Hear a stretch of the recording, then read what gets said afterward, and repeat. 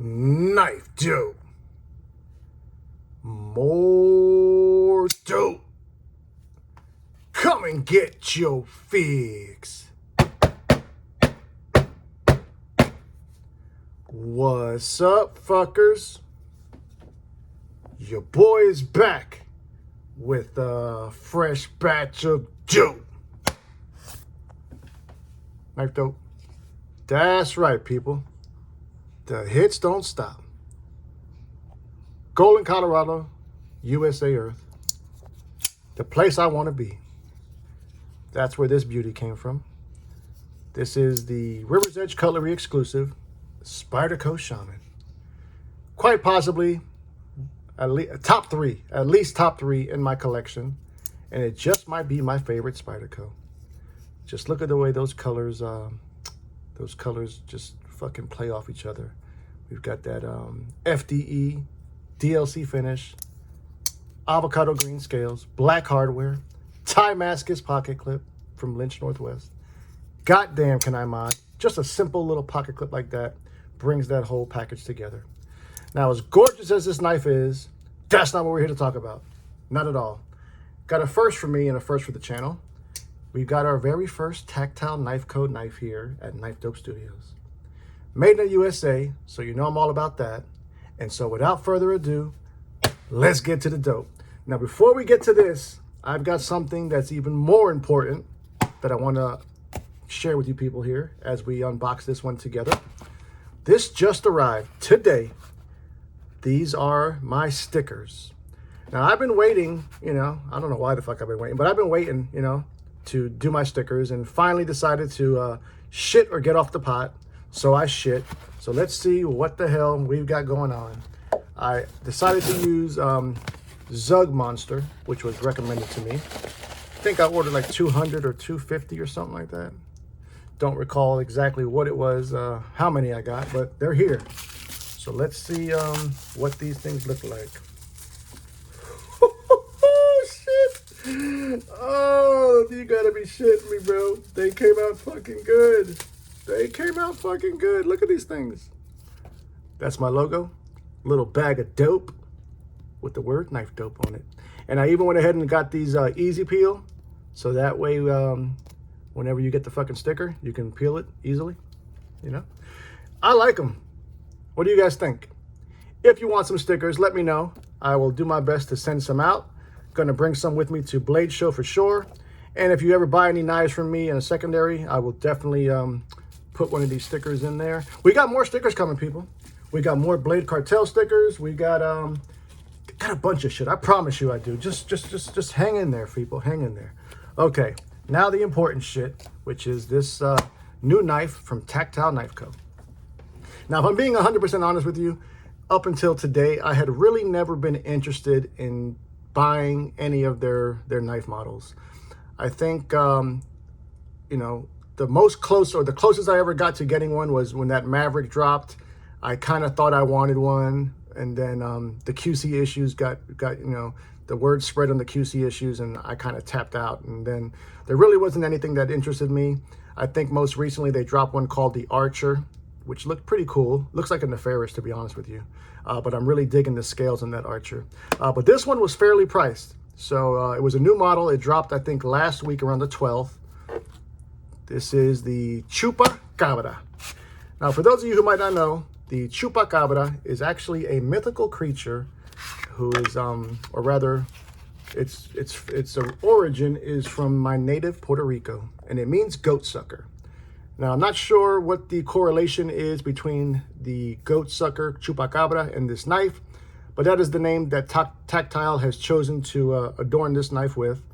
These come in at $250. We've got a single form of deployment, which is a nice, robust set of tits.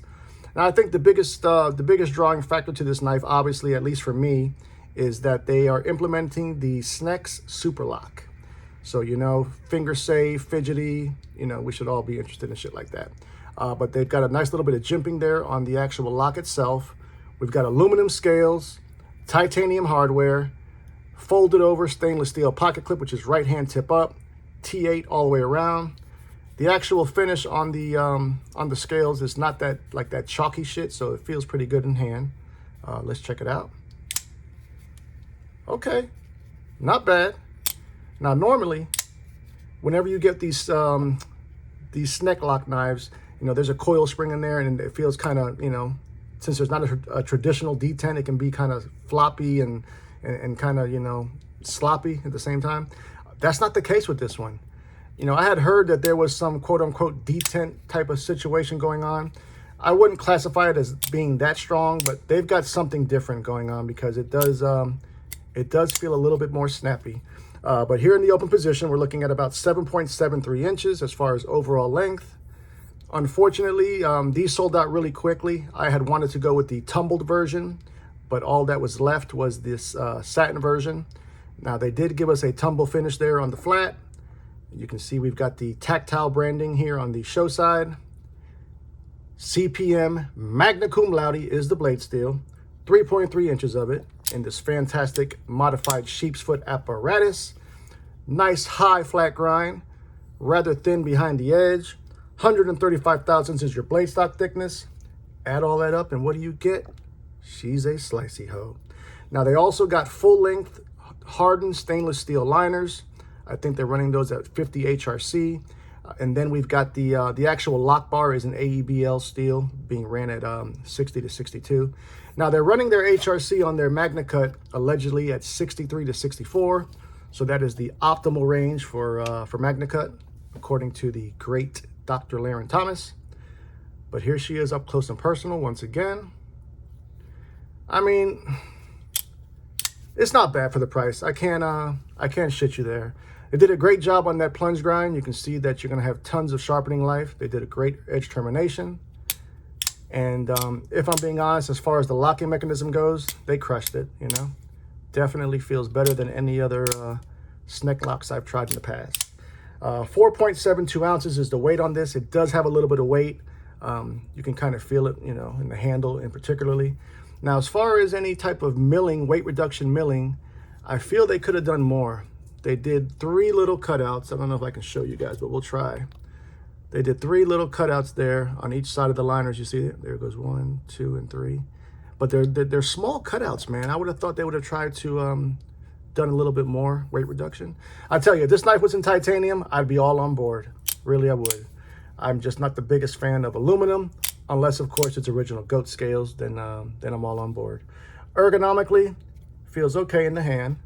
I can ever so slightly feel that pocket clip. So if you're, you know, doing hard use work, it might be an issue for you. And if you're a left-handed person, then there is no lefty love here on this one. Let's go ahead and put some knives up for some size comparison. Basically, a little bit of knife flexing. You know how the fuck we do. Gotta roll with America first. We're gonna start out with this one. The GP Knives exclusive, Spyderco Manix 2.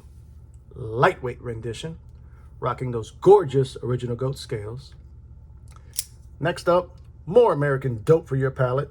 We've got the Hogue Deca. Version 2, don't get it fucked up. So here you see the Chupacabra up against those. Let's do a couple more, shall we? How about some grail knife vibes? One of my early grails, and that is the Spyderco Drunken, Dmitry Sinkovich design. This next one, I've really been fucking enjoying, and that is the premium version to the OG Sharif Manganis design, Kubi Momentum. So the Chupacabra is smaller than both of these. Let's do 2 more. God damn it, 2 more. How about a McNeese, the 3.5 rendition. Last but certainly not least, another coil spring knife, and that of course is the Demko AD 20.5.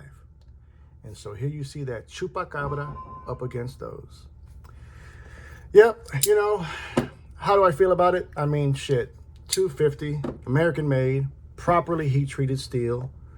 You can't be mad, you know, you really can't. Now, if I would have known that this was what I was getting before spending the $250, would I have spent it again? Probably not. You know, I just don't think it's for me. I would have loved to have a little bit more weight, or rather a little bit more weight reduction. you got to give them credit for taking this this task on of implementing the snake lock. So I'm happy that they did that. But yeah, there she goes, man. Tactile Chupacabra. If you're interested in it, holler at me because I will be selling it. But more importantly, I want to know what you fuckers think. Tell me all about it. Love you, mean it.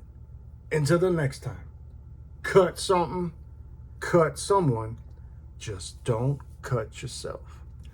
Stay dangerous, fuckers!